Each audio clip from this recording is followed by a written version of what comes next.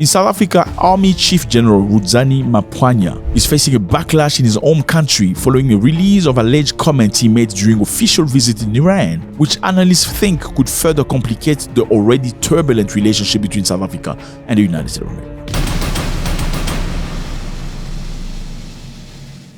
So this man who used to be part of the armed group of ANC. ANC is the political party of Nelson Mandela.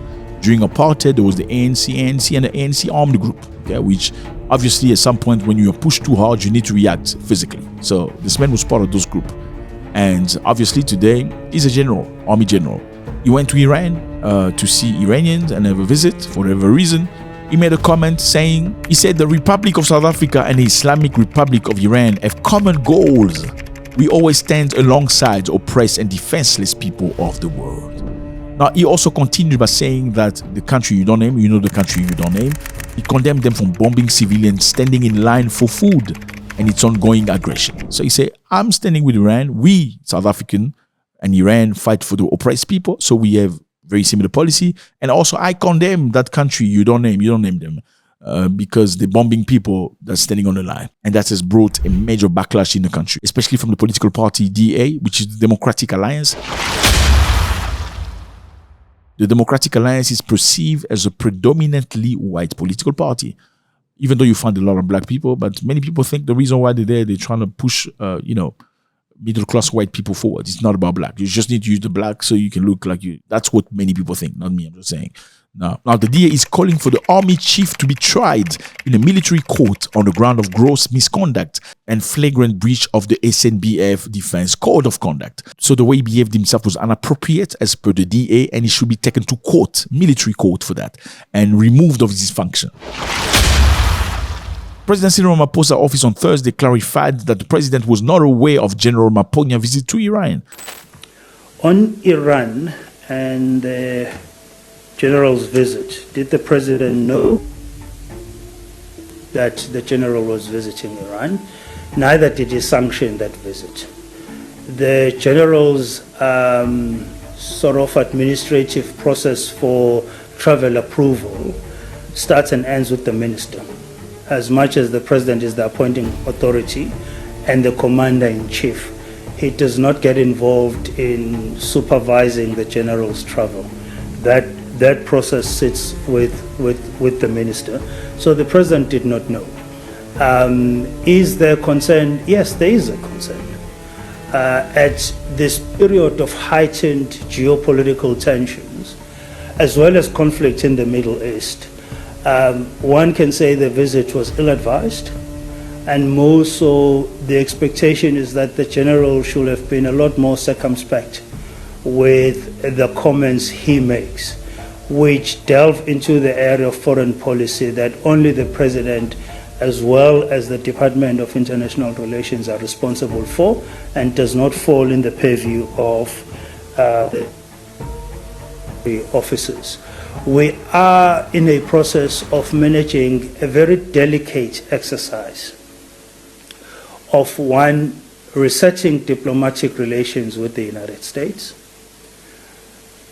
resetting political relations with the US, but more importantly, balancing the trade relationship in such a manner that that trade relationship is mutually beneficial. And therefore, it is indeed not helpful. So, as you heard that, do you think President would know if a general is going to Iran? Question mark. Similarly, Ministry of International Relations and Defense disassociated the government from the army chief's alleged comment. So the government cannot be linked to the general's comments. That was his comments. He perhaps remembered that time during apartheid when Iran supported the black people, and maybe he went to Iran at the time to get some training, or maybe he's got friends from Iran. And when he gets back to Iran many years later, he feels that, oh, my brothers, so he had to say something nice. Now, whatever he says, does it mean that government agrees with him? Absolutely not.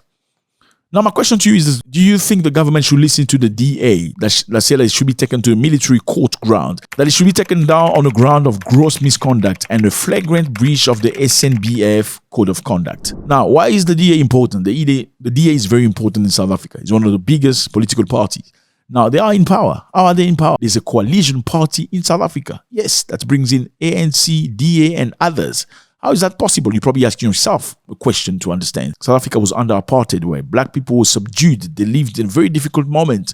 How can they work with white people from DA? Well, it's very simple. Many people in South Africa were not very happy with what happened with the ANC after they took power.